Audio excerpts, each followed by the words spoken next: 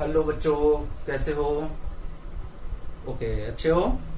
ठीक है। This is DP Singh and you are watching your YouTube channel Classmate. Okay, तो बच्चों पहले वाले लेक्चर शायद देख भी लिए होंगे। अब हम लोग आज डिस्कस करने जा रहे हैं। तो आज की जो फर्स्ट क्लास रहेगी दैट इज हमारी रहेगी कि करंट डेंसिटी, और इसके बाद हम लोग ओम्स लॉ करेंगे इन वेक्टर फॉर्म।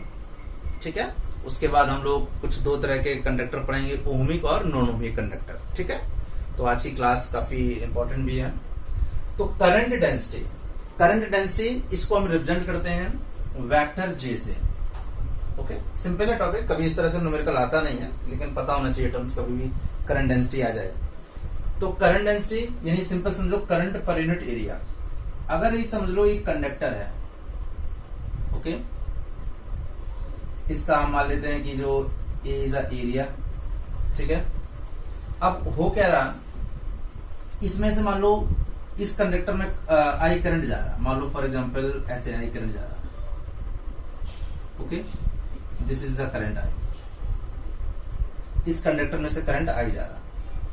तो होता क्या है, अगर हम यहाँ पे किसी सर्टेन टाइम पे हम ये मान लेते हैं कि ये क्रॉस सेक्शन एरिया है, दिस इज एरिया। ठीक, तो यहाँ पे देखो, अगर हमें करंट डेंसिटी निकालनी है तो दो चीजें होंगी, एक तो दिस इज द करंट और दिस इज द एरिया। तो दोनों ध्यान ये देना है कि जो एरिया होता है, एक तो ये समझना है कि करंट डेंसिटी हमेशा करंट के अलोंग होती है।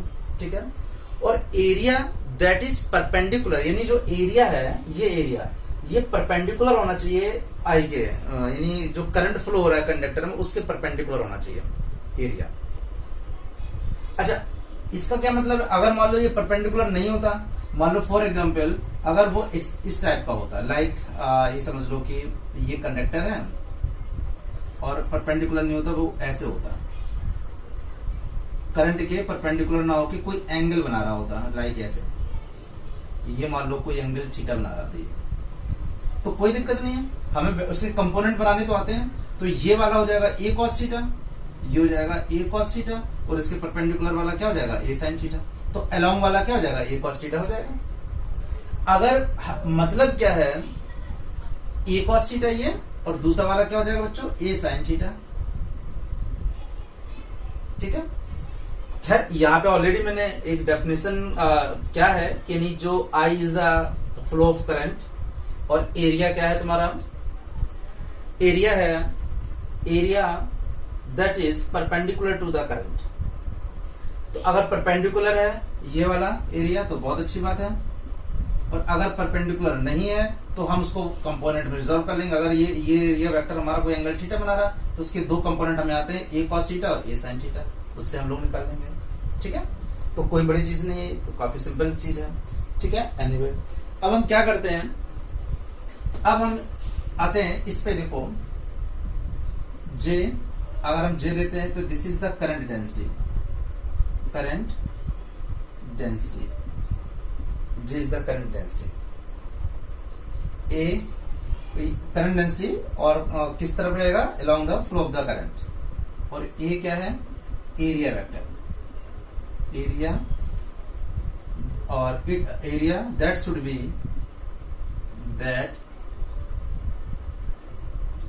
B perpendicular to the current,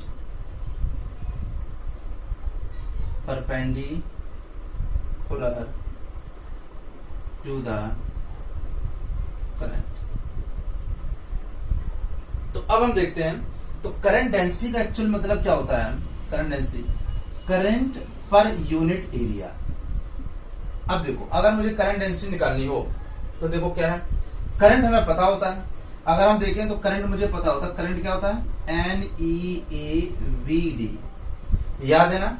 जब उन्हें, अगर ये जिसको नहीं आता वो कॉन्सेप्ट ऑफ ड्रिफ्ट वेलोसिटी वाला वीडियो देखे, और उस लेक्चर में लेक्चर फर्स्ट और 2 देखो, चैप्टर 3 के 2 लेक्चर, यानी लेक्चर नंबर 1 और lecture number 2, that is very very important. तो जिन बच्चों ने वो नहीं देखे हैं, ये कहां से आया है, NEAVD, n number of free electron per unit volume, e charge of electron, A cross section area, और वीडी ड्रिफ्ट वेलोसिटी, सबको पता है। तो अब देखो ये ए आई और अपॉन ये ए नीचे आ जाएगा, तो that is n e v d. तो देखो यहाँ पे डी ड्रिफ्ट वेलोसिटी है, तो देखो यहाँ पे आई अपॉन ए को हम लोग क्या लिख देंगे, जे लिख देंगे, और that is the j equal to N e v d. तो यहां से करंट डेंसिटी आ गई एन ई वी डी। तो करंट डेंसिटी का मतलब क्या हुआ, करंट पर यूनिट एरिया। अगर मैं मैग्नीट्यूड वाइज बात करनी होगी बच्चों, तो इसका मतलब होता है current per unit area. Okay, देख लो सिंपल से, और हमें पता है बहुत सिंपल है। देखो क्या था, कुछ भी नहीं भाई, करंट होता है क्या, n e A v d, और ए को नीचे ले आए आई अपॉन ए, तो ये हो गया एन ई, ये ए डिनोमिनेटर में आ गया, तो ये हो गया वी डी, और यही करंट डेंसिटी होती है, that is n e v d. This is the current density. अगर मुझे करंट डेंसिटी की बात करनी होगी तो करंट डेंसिटी क्या हो गई, N E, N number of electron, E हो गया चार्ज ऑफ इलेक्ट्रॉन, और वी डी है ड्रिफ्ट वेलोसिटी। तो this is the current density. ये वेक्टर फॉर्म होता है, ये वेक्टर क्वांटिटी होती है, क्योंकि इसमें डायरेक्शन भी है। ठीक है, तो इसको हम लोग निकाल लेते हैं। तो काफी सिंपल टॉपिक था ये करंट डेंसिटी। इस पर कोई ज्यादा विशेष न्यूमेरिकल नहीं आते हैं, लेकिन एक टर्म्स आता है कभी कभी करंट डेंसिटी, तो पता होना चाहिए कि करंट डेंसिटी होती क्या है। तो करंट डेंसिटी का फॉर्मूला क्या हुआ, n e v d. Got it? तो इसको पॉज करके नोट करते जाओ बच्चों, और नोट जरूर करते रहा करो। ठीक है, इसमें नोट्स बनाओगे अपने हाथ से, जो अपने हाथ से नोट बनाओगे वही सबसे इंपॉर्टेंट होते हैं। जो चोरी किए हुए नोट्स होते हैं कि फ्रेंड्स की कॉपी से कॉपी कर लिया, फोटो कॉपी कर ली, उसमें कभी वो फीलिंग नहीं आती है। एक बार नोट कर लेना। एग्जाम टाइम में वही बच्चे के नोट्स या उसमें जो लिखता है कॉपी में, वही वहां पे दिमाग में आता है। तो नोट्स वैसे सबसे अच्छे लोग भी बोलते हैं कि जो नोट्स सेल्फ के होने चाहिए, खुद बनाओ, स्टार बना के इंपॉर्टेंट चीज लिख लिया करो। यही प्रॉपर वे ऑफ लर्निंग होता है, सबसे बेस्ट वे है। Got it? तो आ गया current density n e v d. ठीक है बच्चों, चलो अब हम लोग इसके बाद करते हैं वेक्टर फॉर्म। Got it? तो अब हम लोग करने जा रहे हैं वेक्टर फॉर्म। तो इसको हम लोग यहीं से स्टार्ट करेंगे, एक साइड में लिख लेते हैं, अगर कहीं भी इसकी जरूरत पड़ जाती है जे की, तो मैं यहाँ पे लिख दे रहा हूं, जे आ गया n e v d. Got it? तो मैंने साइड में भी ड्राइव किया तो उसको लिख लिया। ठीक है, एनीवे अब हम लोग आते हैं ohms law in vector form. ठीक है, सबको पता है ओम्स लॉ, अगर जिसको नहीं पता है वो देखे, पूरा हमने वीडियो बनाया था ओम्स लॉ का, और बहुत ड्राइव करा था। याद करो, वीडियो 3 आई थिंक था, जिसमें हमने कहा था deduce the Ohm's law using the drift velocity. ये ओम्स ने क्यों बोला था कि एट द कांस्टेंट टेम्परेचर। ठीक है, इस पे हमने पूरी एक लेक्चर बनाया था पूरा। तो अब हम लोग आते हैं ohms law in vector form. सबको पता है ओम्स लॉ क्या होता है। ठीक है, ऐसा मुझे नहीं लगता कि कोई सिंगल स्टूडेंट भी होगा जिसको ये नहीं पता होगा कि ओम्स लॉ क्या होता है। क्लियर भाई? ओम्स ने कहा, अगर बोला जाए कि ओम्स को स्टेट करो, तो तुम बोलोगे अगर हम टेम्परेचर या फिजिकल क्वांटिटी या उन सबको अगर हम कांस्टेंट रखें, तो किसी भी कंडक्टर के अक्रॉस जो वी होगा, potential difference across any conductor is proportional to the current flowing through the conductor, यानी V proportional to the I। और हमने एक्चुअल में ड्राइव भी किया था, वो लेक्चर देखें जिसमें हमने डिडक्शन या deduce the Ohm's law using the drift velocity. ठीक है, तो जल्दी से हेडिंग डालो, ohms law in vector form. Okay,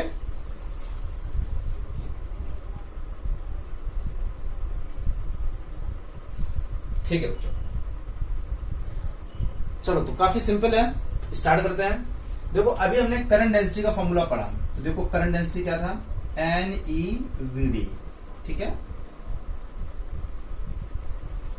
okay, ये हमने अभी पढ़ा। जरा हम देखते हैं ड्रिफ्ट वेलोसिटी क्या है, जरा पुरानी चीजें याद आ जाएंगी। ड्रिफ्ट वेलोसिटी माइनस ई टाउ ई अपॉन एम। बहुत से बच्चों को याद आ रहा होगा, बहुत से बच्चों को याद नहीं आ रहा होगा। जिनको याद नहीं आ रहा होगा वो बच्चों जरा सा पहला लेक्चर और दूसरा लेक्चर को बार बार देखो। ठीक है, लेटे रहो, उसको देख लिया करो वीडियो को, तो तुरंत समझ में आ जाएगा। इसलिए मैं कहता हूं चैनल को सब्सक्राइब जरूर किया करो। ठीक है, तो अब क्या करना है, ड्रिफ्ट वेलोसिटी, इसमें पहली बात माइनस साइन का मतलब क्या होता था, क्योंकि जो इलेक्ट्रॉन्स का जो ड्रिफ्ट वेलोसिटी होता था वो हमेशा इलेक्ट्रिक फील्ड के अगेंस्ट होता था। याद है ना सबको? अगर यहाँ पे एक कंडक्टर होता था, अगर हम यहाँ पे एक एक्सटर्नल इलेक्ट्रिक फील्ड लगाते थे तो इलेक्ट्रॉन इधर जाते थे, यही ड्रिफ्ट वेलोसिटी होती थी इस इलेक्ट्रिक फील्ड के अगेंस्ट, इसलिए माइनस लगा हुआ। E charge of electron, tau relaxation time, जिसमें वो इलेक्ट्रॉन एसिलेट होके किसी एक कैर्नल एटम से या किसी एटम से टकरा जाता था, फिर वो उसी पे रिलैक्स कर जाता था। ठीक है, E external electric field, M mass of the electron. ठीक है, यहाँ माइनस का कोई विशेष महत्व नहीं है, माइनस केवल ये बता रहा है कि इलेक्ट्रॉन की जो ड्रिफ्ट वेलोसिटी है ये अपोजिट है एक्सटर्नल इलेक्ट्रिक फील्ड के। Okay, this electric field is a vector quantity, that's why. और इस माइनस का कोई मतलब नहीं है। ठीक है, तो मैं आगे माइनस ये नहीं लगाने वाला हूं, तो इसमें कोई बड़ा ये मत समझना कि सर ये माइनस भूल गए हैं, तो माइनस का यहाँ पे कोई मतलब नहीं है एक्चुअल में। ठीक है, अब आ जाते हैं। अब देखो जो हमने अभी यहाँ पे ये करंट डेंसिटी निकाला था, अब हम इस वीडी की जो वैल्यू है उठा के यहाँ पे पुट कर दे रहा हूँ। देखो ये वीडी की वैल्यू है, यहाँ पे पुट कर दे रहा हूँ। ठीक है, तो देखो जे क्या आ गया, जे अगर मुझे निकालना हो तो देखो जे क्या हो जाएगा, जे हो जाएगा एन ई, और वीडी की जगह क्या रखने वाला हूँ, E tau electric field upon M. देखो मैंने माइनस जानबूझ के नहीं लिया है। ठीक है, कोई दिक्कत नहीं इसमें।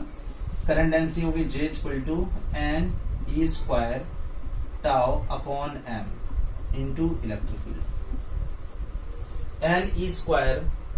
अच्छा, अगर बहुत से बच्चों ने अगर वो सब चेक किया है, रजिस्टिविटी वगैरह हमने सारी चीजें पढ़ चुके हैं, तो याद करो बच्चों, एक रजिस्टिविटी जो होती थी that is M upon N E square tau.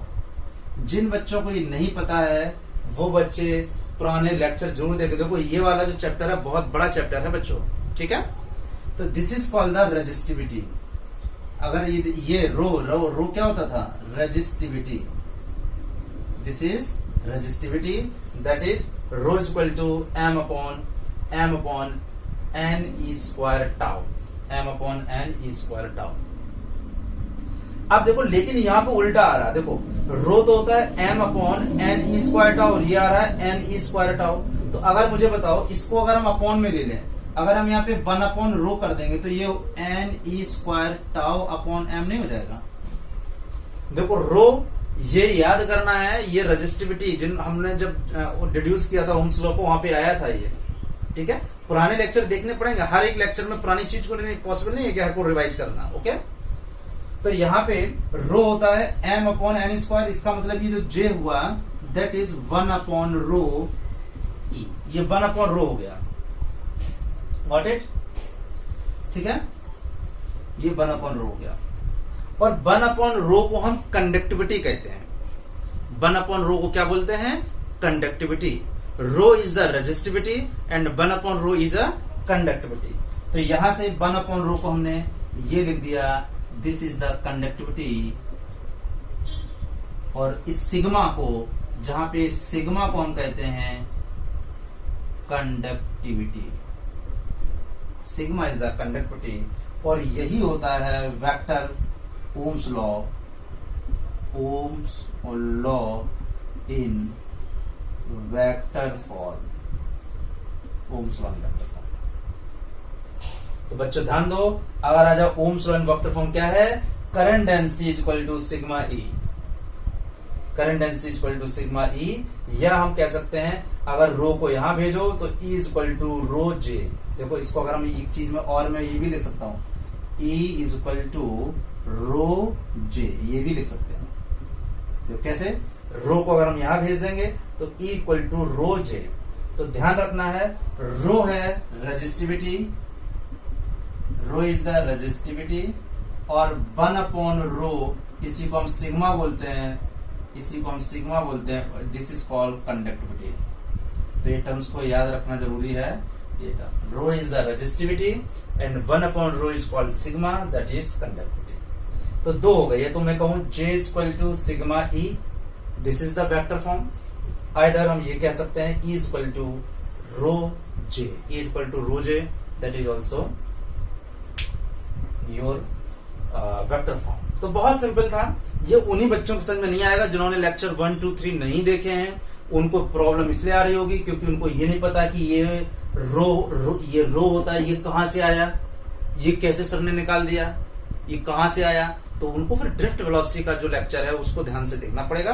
पुराने जो प्रीवियस लेक्चर्स हैं उनको देखते रहो, उनको याद करते रहो। इससे कई बार एक आध बार सीबीएसई बोर्ड में भी पूछा जा चुका है कि ohms law in vector form को डिस्क्राइब करो या डिराइव करो, तो this is your derivation. Simple था, पुराने रिजल्ट्स को बस यहाँ यूटिलाइज किया गया है।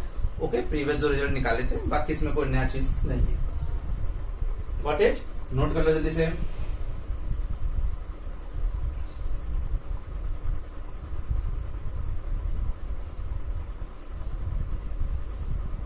ओम्स लॉ, ठीक है।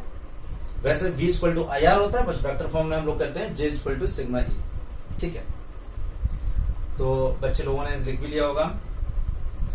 अब बात करते हैं बेटा ohmic and non ohmic conductor. तो देखो ओहमिक कंडक्टर क्या होते हैं, नाम से पता चल रहा। ओहमिक, ओहमिक मतलब ऐसे कंडक्टर जो ओम्स लॉ को फॉलो करें। और ओम्स लॉ क्या है? जिसके लिए वी आई के प्रोपोर्शनल होता है। तो देखो दो तरह के कंडक्टर होते हैं, जनरली एग्जाम में या कॉम्पिटिटिव एग्जाम में पूछ लिए जाते हैं कि ओहमिक कंडक्टर क्या है और नॉन ओहमिक क्या है, ठीक है। तो सबसे पहले हम ओहमिक कंडक्टर, ओहमिक, ठीक है। तो ऐसे कंडक्टर जो ओम्स लॉ को फॉलो करें। बहुत सिंपल होता है। देखो ओहमिक मतलब क्या हुआ? जो ओम्स लॉ को फॉलो करें, यानी दोज कंडक्टर, ये कह सकते हो दोज कंडक्टर विच फॉलो या विच ओबे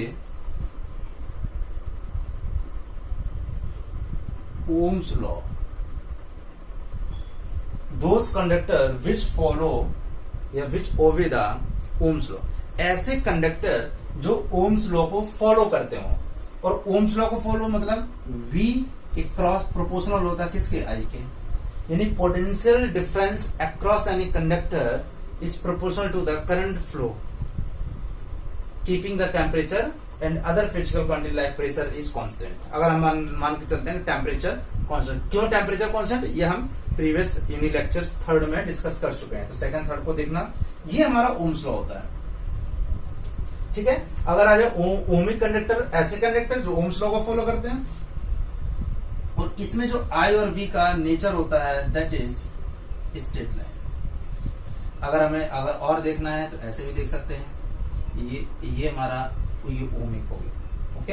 अगर हम देखें तो ये ग्राफ जो होता है IV कैरेक्टरिस्टिक का दैट इज स्ट्रेट लाइन होता है। स्ट्रेट लाइन मतलब V is proportional to the I, V is proportional to the I।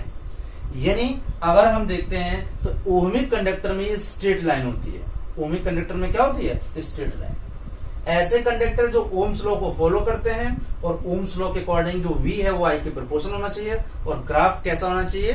That is straight line graph होना चाहिए। ऐसे कंडक्टर्स को ओम्स लॉ कहते हैं, ओहमिक कंडक्टर कहते हैं। और ओहमिक कंडक्टर का मतलब है जो ओम्स लॉ को फॉलो करें, उसकी बात माने, ठीक है। तो ये ग्राफ जरूर देख लेना। तो ये हो गया ओहमिक, ओके बच्चों। अब हम बात करते हैं नॉन ओहमिक। नॉन ओहमिक, तो नॉन ओहमिक कंडक्टर क्या हो गया? ऐसे conductor, those conductor which do not obey the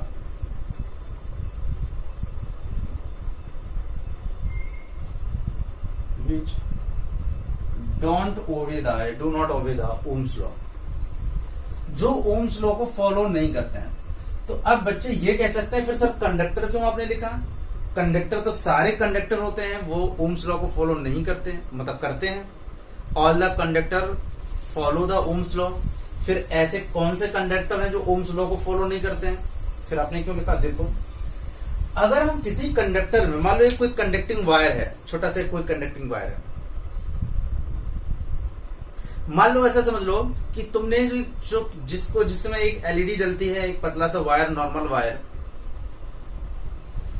वो वायर जो मार्केट में 5 या 10 रुपीज मीटर में मिलता है, सिंपल से एकदम 5 रुपए 2 रुपए मीटर वाला ले आए। और जहां पे घर पे जिस वायर से कनेक्ट किया जिसमें एसी चल रहा हो, तो अब क्या हुआ, एसी 1.5 टन का है, वो ज्यादा एनर्जी को कंज्यूम करेगा, तो उस कंडक्टिंग वायर में जो वो पतला है, उसकी कैपेसिटी कम है, बहुत पतला वायर है, तो क्या होगा, जब उसमें ट्रेमेंडस अमाउंट ऑफ करंट फ्लो होगा तब वो ओवर हीट होगा। और जब वो कंडक्टिंग वायर ओवर हीट होगा तो क्या वो वाला वायर ओम्स लॉ को उस समय फॉलो करेगा? नहीं करेगा। देखो, जब वायर हमारा बहुत हीटेड हो जाता है, कंडक्टिंग वायर वही है, ध्यान देना, ये आई दैट इज वी, ये बिल्कुल अगर नॉर्मल टेम्परेचर पे रहता तो सीधे ही जाता, लेकिन होता क्या है, जैसे ही हम इसका टेम्परेचर ज्यादा बढ़ा देते हैं, at high temperature, at very high temperature, जब बहुत ज्यादा tremendous amount of current flow, तो लिख लेना कॉपी में नोट्स में कि when the tremendous amount of current is flowing, जब बहुत ज्यादा करंट फ्लो होता है तो हीटिंग इफेक्ट की वजह से करंट ज्यादा होगा, तो ऑब्वियसली बात है हीटिंग इफेक्ट लगेगा, क्योंकि अगर किसी कंडक्टर वायर में जिसका रेजिस्टेंस आ रहा है, करंट आ ही जा रहा है, तो वो हीट भी होगा, तो वो ओवर हीटेड हो जाता है क्योंकि उससे करंट ज्यादा पास कर रहा है। ठीक है, तब क्या करेगा, तब फिर ये ओम्स लॉ को फॉलो ना करके फिर ये अगर कम टेम्परेचर होता, कम करंट जाता तो वो सीधे ऐसे ही रहता, तो ओमिक है। लेकिन होता क्या है, एक्चुअल में ये हाई टेम्परेचर पे ये अपने रास्ते से भटक जाता है। तो अब देखो, ये स्ट्रेट लाइन नहीं है, दिस इज नॉन ओमिक।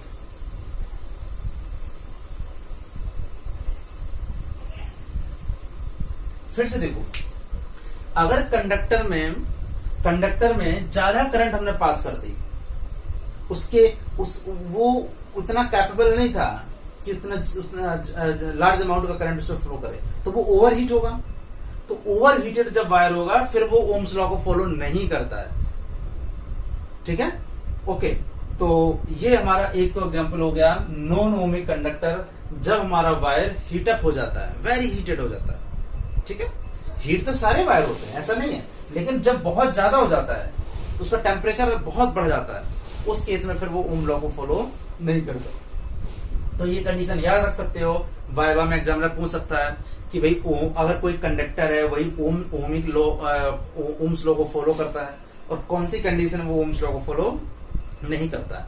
क्या वो हमेशा ओमिक होता है या क्या कभी ओमिक नहीं? तो ओमिक होता है जब टेम्परेचर कम है, लेकिन जब when it is overheated then फिर वो ओमिक नहीं होगा, फिर वो नॉन ओमिक हो जाएगा।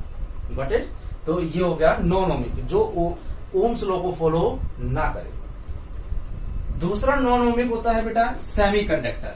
देखो, अगर हम सेमी कंडक्टर की बात करें तो ये सेमी कंडक्टर हम लोग सेकंड बुक का लास्ट चैप्टर है, वो हम पढ़ेंगे, मॉडर्न फिजिक्स का है। ठीक है, फिर भी यहाँ पे हम लोग डिस्कस कर ले रहे हैं सेमी कंडक्टर। तो देखो, सेमी कंडक्टर के केस में क्या हो रहा है बच्चों, इसमें